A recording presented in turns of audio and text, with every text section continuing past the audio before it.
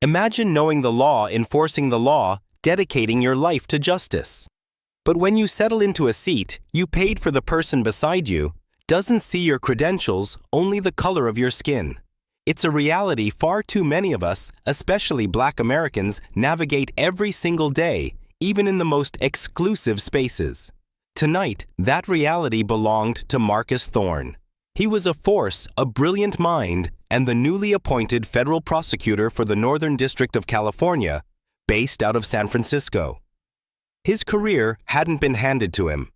He'd climbed every rung, demanded every promotion with sheer excellence and unwavering integrity. He knew the subtle biases, the microaggressions, the unspoken challenges that came with being a Black man in a position of immense power.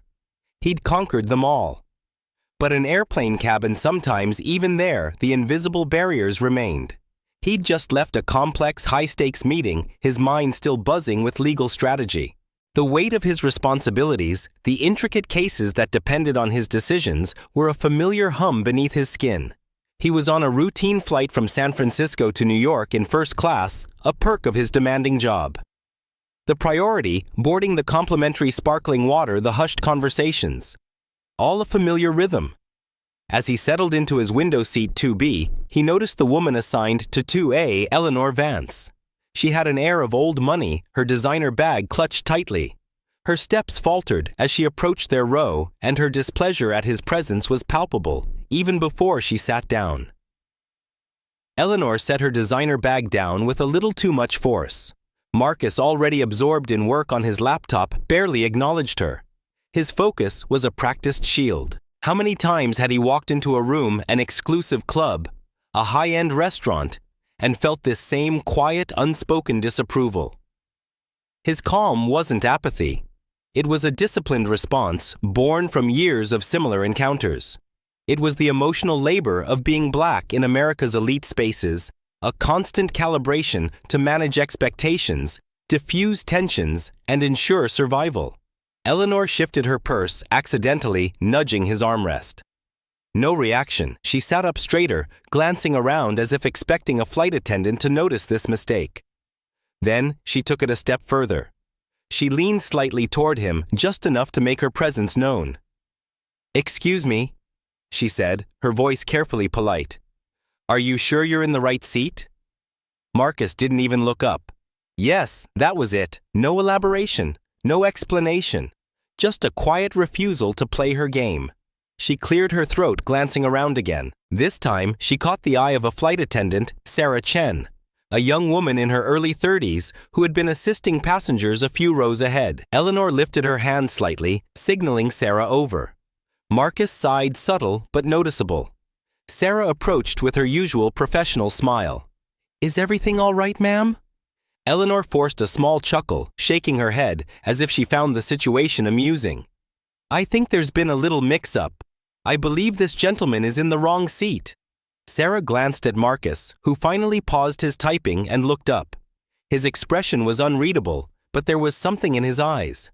Not surprise, not confusion, something else. Sarah pulled out the passenger manifest from her tablet, quickly scanning the seat assignments. "Actually, Mr. Thorne is in his correct seat," she said politely. "Your ticket says 2A and he's in 2B. Eleanor blinked, her fingers tightening around the edge of her armrest. "That's odd," she said, forcing a laugh.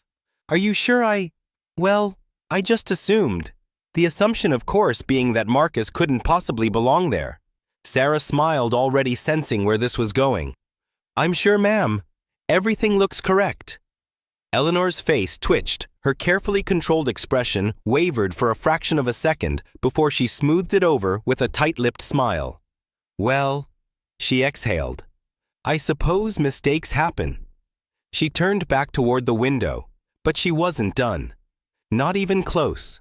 For many, especially Black people, even in the most privileged settings, a routine interaction can transform into a high-stakes test of endurance. Eleanor was just beginning to learn that her privilege had its limits. The quiet battle for dignity had just begun. What happens when discomfort becomes a weapon? When subtle biases are amplified by a false sense of entitlement, pushing a situation to the brink with dangerous words chosen for maximum impact. Eleanor Vance was about to show everyone. Eleanor sat stiffly, her arms crossed over her chest, her mind racing. This wasn't right. She had flown first class for decades and never, not once, had she been put in a situation like this. The man beside her wasn't doing anything overtly wrong, but that didn't matter to her. He didn't belong. Her breath came faster, her irritation bubbling just beneath the surface. She couldn't just sit here and accept this. She pressed the call button, a soft chime sounding overhead. Sarah Chen, the flight attendant, reappeared a few moments later, her smile still professional and warm. "Ma'am, is there something I can help you with?" Eleanor kept her voice low, her tone carefully measured. "I'd like to request a seat change." Sarah blinked. "Oh, are you uncomfortable? Is there an issue with the seat itself?" Eleanor hesitated. She couldn't just say what she was really thinking. Instead, she tilted her head toward Marcus, lowering her voice even further. I don't feel comfortable sitting here," she said, her words slow, deliberate. Sarah's smile faltered. "I'm sorry to hear that, ma'am. If there's a technical issue with the seat, I'd be happy to—" "No, it's not the seat," Eleanor interrupted, exhaling sharply. "I just prefer to sit elsewhere." Sarah glanced at Marcus, who had paused his typing again, but hadn't said a word. He was listening, waiting, his fingers hovering over the keyboard, his jaw tight. "Let me check if there are any open seats," Sarah said, tapping her tablet. "Just a moment." Eleanor sat back, lips pressed into a firm line. Marcus didn't react. He didn't argue, didn't acknowledge her, didn't ask her why she was uncomfortable. That only infuriated her more. A few rows ahead, a man in a blazer turned his head slightly, pretending to check his phone, but clearly listening. Across the aisle, a woman nudged her husband. People were noticing. Sarah's fingers moved quickly over the screen. "I'm afraid we're at full capacity today, ma'am. There aren't any open first-class seats available." Eleanor's stomach clenched. Sarah smiled apologetically. "Would you like me to check in economy? There might be a seat available there." Eleanor's face burned. Economy. As if she would ever. "That's not going to work," her voice caught in her throat. Sarah's smile didn't waver. "In that case, I hope you don't mind staying in your assigned seat." Eleanor forced a thin-lipped smile. "I suppose I have no choice," Sarah nodded. "Let me know if you need anything else." She walked away, but Eleanor barely noticed. Her ears were ringing. Marcus, still silent, turned back to his laptop and resumed typing. That was it. That was his response. He was just going to pretend she didn't exist. Her fingers curled into fists. This wasn't over. She exhaled sharply and pressed the call button again. This time, Sarah hesitated before coming back. "Ma'am." Eleanor sat up straighter. "I need to speak to someone in charge." Sarah's face remained neutral. "I'm the lead flight attendant on this flight. Is there something I can clarify for you?" Eleanor's voice sharpened. "I need to speak to the head crew member or the pilot." A murmur spread through the cabin. Someone let out a quiet chuckle. Sarah's expression remained professional, but her patience was clearly thinning. "Ma'am, the pilot is preparing for takeoff and won't be available, but I'm happy to assist you." Eleanor pursed her lips, her jaw tightening. Marcus wasn't reacting. He wasn't nervous, wasn't shifting in discomfort. It was like he had done this dance before. She lowered her voice again, choosing her words with surgical precision. "I don't feel safe." That changed everything. Sarah's smile dropped. Her body stiffened. Marcus stopped typing. Across the aisle, a middle-aged man wearing a Bluetooth earpiece muttered, "Here we go again?" Sarah straightened up. "I'm sorry, ma'am, but can you clarify what you mean?" Eleanor folded her hands neatly in her lap, tilting her head slightly. "I just don't feel comfortable. She hesitated just long enough to imply something sinister without saying it outright. "I don't want to be difficult, but I think it would be best if someone else took this seat." Marcus closed his laptop. This time, he looked her directly in the eye, and for the first time, Eleanor felt a flicker of uncertainty. But she wasn't letting this go. A hush settled over the cabin, the weight of Eleanor's words hanging in the air. "I don't feel safe." The phrase carried power. It wasn't loud, but it didn't need to be.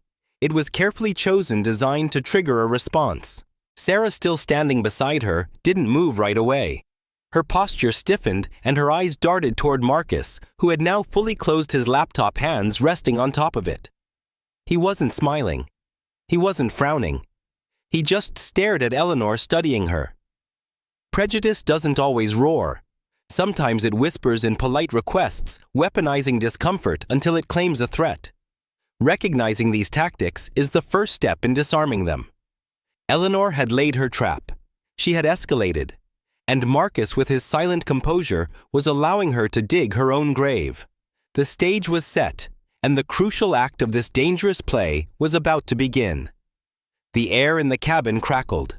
Eleanor thought she held all the cards. But Marcus Thorne hadn't just been a passenger. He was an unseen observer, a quiet force waiting for the perfect moment. And when he made his move, the world watched. Eleanor didn't waver. Not yet. Sarah exhaled slowly. "Ma'am," she said carefully, "are you saying you feel threatened?" Eleanor tilted her head slightly, giving the smallest shrug. "I'm not saying that. I just don't feel comfortable, that's all." Across the aisle, the businessman with the Bluetooth scoffed and muttered, "Unbelievable." A young woman 3 rows back lifted her phone slightly, pretending to text, but clearly recording. A few other passengers whispered among themselves, heads turning in Eleanor's direction. Eleanor noticed. She could feel the shift, the tide turning against her, but she wasn't about to back down. "This is a simple request," she continued, feigning politeness. "I'm just asking to be accommodated. If I'm uncomfortable, I should have the right to move seats, shouldn't I?" Sarah's jaw tightened. "Ma'am, I already checked, and there are no open first-class seats available." Eleanor pressed her lips together. "And, Coach," Sarah hesitated. "There are 2 open seats in economy." Eleanor straightened. "Perfect. He can take one of them." A low ripple of murmurs spread through the cabin. Marcus inhaled deeply, his fingers drumming once on the surface of his laptop before going still.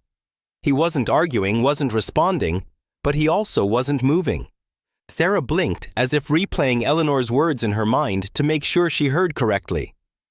"Ma'am." Her voice was lower now, firmer. "Just to clarify, you want me to move this passenger to economy because you don't want to sit next to him?" Eleanor nodded once, sitting straighter. "Yes." Sarah inhaled through her nose. "That won't be happening." Eleanor's eyes snapped up. "Excuse me." Sarah folded her hands in front of her, voice unwavering. "Mr. Thorne has a first-class ticket just like you. He is in his assigned seat. I cannot and will not ask him to move." Eleanor's face flushed. She was losing control of the situation. Passengers were staring openly now, some whispering, some shaking their heads. The young woman with the phone, Chloe, was still recording. Eleanor felt her stomach twist. "This is ridiculous," she hissed. "I am simply asking for the same courtesy that would be extended to anyone else who feels uncomfortable." Sarah didn't budge. "You are asking me to remove a paying passenger from his assigned first-class seat and relocate him to economy for no valid reason. That is not an accommodation. That is discrimination." A sharp silence followed. Someone let out a low whistle. Marcus hadn't moved, hadn't said a word. He just watched Eleanor, waiting. Eleanor's pulse pounded in her ears. This wasn't how it was supposed to go. Sarah squared her shoulders. "Ma'am, we are about to taxi. If you cannot remain seated and follow flight crew instructions, I will have to ask you to deplane." Eleanor's stomach dropped. "What?" Sarah's tone remained professional but firm. "You have 2 options, stay in your seat quietly, or you can deplane. But Mr. Thorne is not moving." A few passengers clapped softly. Eleanor felt humiliation rise in her chest. She wasn't supposed to be the one getting reprimanded. She opened her mouth ready to argue, but before she could, Marcus calmly reached into his pocket. He pulled out a sleek leather case, flipped it open, and held it up. And just like that, everything changed. A gold federal prosecutor's badge gleamed under the cabin lights. The air in the plane shifted. Patricia's entire body went rigid. Passengers gasped, a few even chuckled. The young woman recording, Chloe, She zoomed in immediately. In an age of omnipresent cameras, the truth has a way of finding its spotlight. When justice falters, the unseen eye of documentation becomes the ultimate arbiter of truth. Marcus's voice was calm, even unreadable. "Ma'am," he said smoothly, tilting his head. "Would you like to file an official complaint? I can take your statement right now." Eleanor's breath hitched. She couldn't speak. Marcus didn't move, didn't blink. He just waited. And for the first time, Eleanor felt truly trapped. His badge glinted under the overhead lights, the gold emblem unmistakable. It was the kind of thing you couldn't unsee, the kind of revelation that shifts the entire room. Passengers who had been whispering moments ago were now staring openly, some smirking, others wide-eyed. Eleanor's mouth went dry. Her brain scrambled for an explanation, an excuse, a way out. This wasn't supposed to happen. The man she had tried to have removed from the plane, the man she implied was a threat, was federal law enforcement. Her throat tightened. Marcus's expression hadn't changed. He wasn't smiling or gloating. He just sat there, badge in one hand, eyes locked onto hers, waiting. His voice was steady level, unreadable. "Would you like to file an official complaint, ma'am?" The words hung in the air like a loaded gun. Eleanor's body felt frozen heat creeping up her neck. She tried to speak, but all that came out was a faint strangled I. Marcus tilted his head slightly. "You said you felt uncomfortable," he continued, tone polite but sharp. "That's a serious allegation on a federal flight. If you believe I've done something inappropriate, I'd be happy to take your statement." Eleanor's stomach dropped. She could feel it happening, the shift. Moments ago, she had controlled the narrative. She had expected sympathy, expected someone, anyone, to take her side. But now she was the one under scrutiny. A man 2 rows ahead let out a low chuckle. "Oh, this is priceless," he muttered, shaking his head. Chloe, the young woman recording, zoomed in on Eleanor's face. Sarah, the flight attendant, stood nearby, arms crossed, her face carefully neutral. But there was something in her eyes. A silent understanding. A quiet expectation. She was waiting. Everyone was waiting. Eleanor's breath came fast and shallow. She couldn't admit she had lied. She couldn't say she had made it all up just to get rid of him. But if she doubled down, if she pushed forward with her claim, she would be accusing a federal agent of being a danger on a flight. And that would come with consequences far beyond a seat change. Her hands trembled in her lap. Marcus hadn't looked away. Finally, after what felt like an eternity, Eleanor shook her head, barely a movement. "No," she croaked. "No complaint." Marcus nodded once, as if he had expected that. Slowly, he closed his badge, tucked it back into his jacket, and reopened his laptop. Just like that, it was over. At least for him. For Eleanor, the nightmare was just beginning. A few passengers murmured their approval, a couple even clapped softly. The businessman across the aisle smirked and went back to his newspaper. Chloe, with her phone, was already typing. Eleanor could feel her heart pounding. She wanted to melt into her seat, to disappear, to go back in time and undo the last 10 minutes. But there was no undoing this. She had embarrassed herself publicly. She had been exposed. And worse people had seen it, recorded it. Her eyes darted around the cabin, searching for an ally, someone who might offer a sympathetic look. No one did. Even Sarah, the one person who had been patient with her, had lost the warmth in her expression. Eleanor swallowed hard. She wanted to argue, wanted to say something to regain control, but she knew deep down there was nothing left to say. The flight wasn't even off the ground yet, and somehow she had already lost. The plane hadn't even landed, but for Eleanor Vance, the comfortable world she knew was already collapsing. The digital wildfire ignited at 30,000 feet was about to consume her entire life, serving a chilling brand of instant karma. Eleanor sat rigidly in her seat, staring straight ahead. Her breathing was shallow, her face burning. This wasn't just embarrassment. This was humiliation.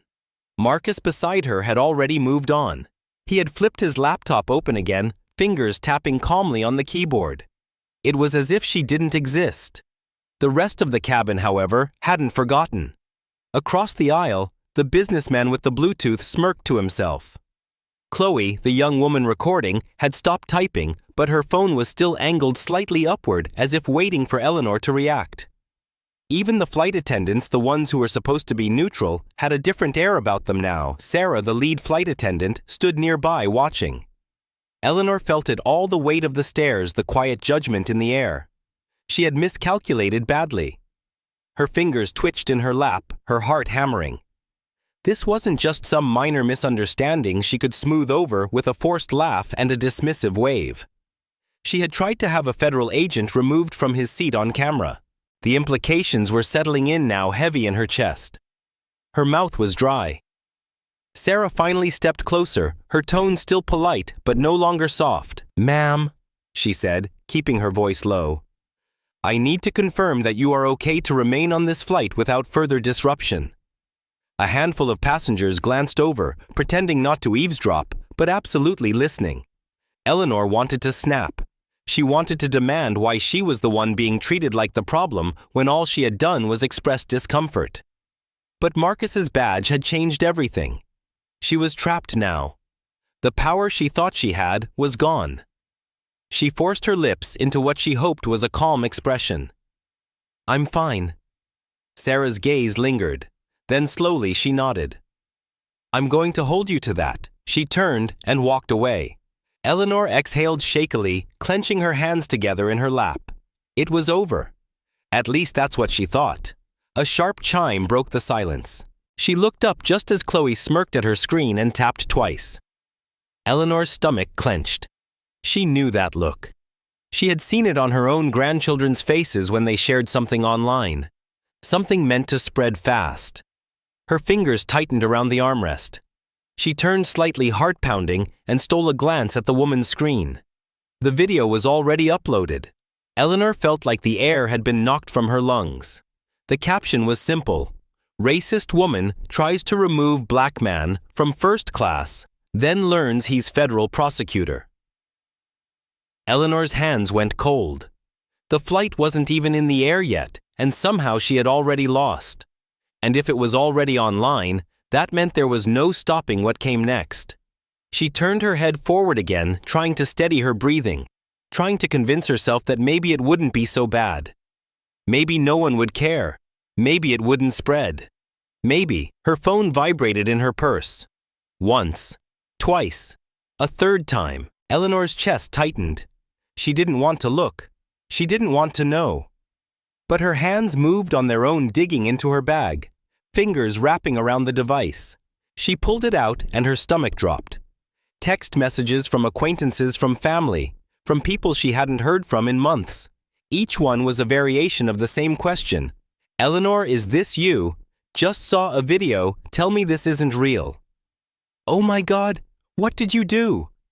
Her heartbeat roared in her ears. She swiped open her browser with trembling hands and tapped on the news aggregator. It took less than a second. Her name was already trending. The video had been uploaded less than 5 minutes ago, and yet it had already been viewed over 20,000 times. And the comments, they were pouring in. Eleanor's vision blurred as she read the first few. "Karma is real. This lady really thought she could get away with it. Hope she enjoys the internet roasting she's about to get." Eleanor's breath hitched. Her world wasn't just collapsing. It was burning. The plane had barely even taken off, and yet her world was already collapsing around her.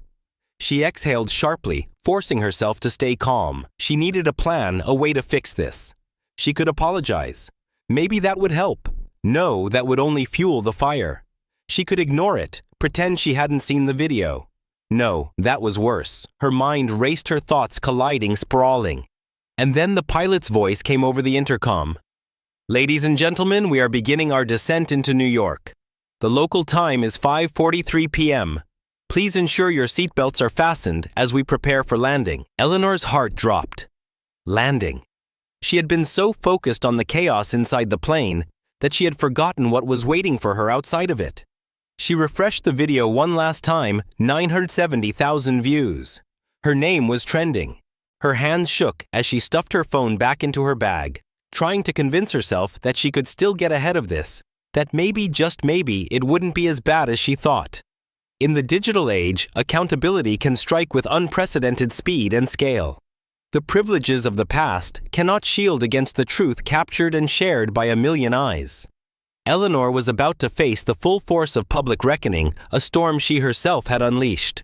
While Eleanor Vance's world burned, Marcus Thorne simply returned to his stepping back into the halls of justice. But his calm wasn't indifference. It was the hardened resilience of a man who knew this incident was just one battle in a much larger ongoing war for true equity. Eleanor practically bolted off the plane the second the doors opened. She ignored the side glances, the quiet chuckles, the unspoken judgment hanging in the air. She just needed to get out. But as she hurried into New York's airport, her pulse skipped at what she saw waiting near baggage claim, a cluster of reporters. Not a huge crowd, not yet, but enough. A woman in a navy blazer held a microphone near her lips, reading from her phone as a cameraman filmed her. The now viral video shows an unidentified woman attempting to have a federal agent removed from first class, citing discomfort. The clip has gained over 1 million views in just a few hours. Eleanor stopped breathing. 1 million. That was impossible. She turned her head quickly, praying they hadn't seen her, but one of the reporters locked eyes with her. The woman's face lit up. Wait, that's her. Eleanor spun on her heel, panic spiking in her chest. She could not be seen like this. She moved fast, her heels clicking sharply against the tile floor. She needed to get to the exit now. But her phone buzzed violently in her purse. Texts, missed calls alerts. She couldn't outrun it. She shoved past a group of travelers, her breath short, her hands clammy. She barely made it to the curb before her name was shouted behind her. Miss Vance, do you have a response to the video? She winced. She hadn't even realized her name had been released yet. A taxi slowed near the curb and she nearly threw herself into the back seat. Go! She snapped at the driver. Now! He raised an eyebrow but pulled away from the curb without a word. Eleanor pressed her hands to her temples. Eyes squeezed shut. 1 million views. Her stomach churned. She had built her whole life on careful reputation management, a good image, a respected name. And in a single afternoon, it was gone. Her phone vibrated again. This time, it was a number she didn't recognize. She stared at it, heart hammering. Then just before it went to voicemail, she swiped to answer. Hello. A brief silence, then a clipped voice. Miss Vance, this is Mr. Sterling, chair of the Evergreen Foundation. I assume you're aware of the situation. Eleanor's mouth went dry. She had been on the Evergreen Foundation board for years, a charity that prided itself on its progressive image, inclusivity, and ethical leadership. She already knew what this call was about. Mr. Sterling, we're going to need you to step down, he interrupted immediately. Eleanor stared blankly ahead. It wasn't a request. It was an order. Her pulse drummed in her ears. But this is being taken out of context. The board disagrees. His voice was flat final. We'll issue a public statement by morning. We expect your resignation by then. A sharp beep. He had hung up. Eleanor lowered the phone slowly. Her career was over. Her reputation was gone. And the worst part, no one cared about her explanation. They had seen the video. And the video was enough. She let out a shaky breath. This wasn't something she could control. This was something she had done to herself. And now she had to live with it. Meanwhile, Marcus Thorne hadn't even spared her another thought. By now, he was probably in a meeting completely unbothered, his life untouched. But unbothered, for a black man like Marcus, isn't apathy. It's a profound, almost spiritual resilience. It's the ability to compartmentalize, to process the microaggressions and blatant racism without letting them derail your mission or your peace. For Marcus, the quiet of his hotel room that night wasn't just rest. It was the space where he processed the constant weight of proving his belonging even at 30,000 feet. He would file a concise report on the incident, a professional duty, not a personal vendetta. He knew this was part of the job. The video of the first-class reckoning ignited a national conversation. News channels discussed it. Social media debated it. it became a prime example of systemic bias and entitlement. This incident, while specific, allowed for a broader discussion on the challenges faced by Black professionals and the subtle yet potent forms of discrimination they endure daily. The video became a teaching tool. It validated the experiences of countless Black individuals who have faced similar treatment but lacked proof. It highlighted the crucial role of bystanders like Chloe, who courageously recorded the truth. It underscored that justice doesn't always come from legal precedent alone. Sometimes it's forged in the court of public opinion. Eleanor Vance, stripped of her board positions and her social standing, receded from public view. The video remained a permanent stain on her digital footprint. She might issue a PR-crafted apology, but the true lesson, an understanding of the impact of her racism, remained largely unlearned, a consequence of unchecked privilege. Marcus Thorne continues his work as a federal prosecutor. This incident for him isn't an end. It's another data point, another testament to the persistent need for his work in combating injustice. He knows that dismantling systemic bias is a marathon, not a sprint. His fight, and the fight for many like him, continues one courtroom, one conversation, one viral video at a time. Justice isn't just a verdict, it's a journey. It's built on resilience, truth, and the unwavering commitment to challenge prejudice, ensuring that every voice and every dignity is affirmed even after the cameras stop rolling. If Marcus's journey resonated with you, if you've ever faced that quiet dismissal, that unjust challenge, or that feeling of being judged before you even speak, know that you are not alone. Your experience, your voice, and your fight for dignity matter. Speak up. Document. Demand accountability. Because justice doesn't happen in silence. It happens when we collectively refuse to look away. Hit that like button if this story moved you, subscribe to join our community, and share your own experiences in the comments below.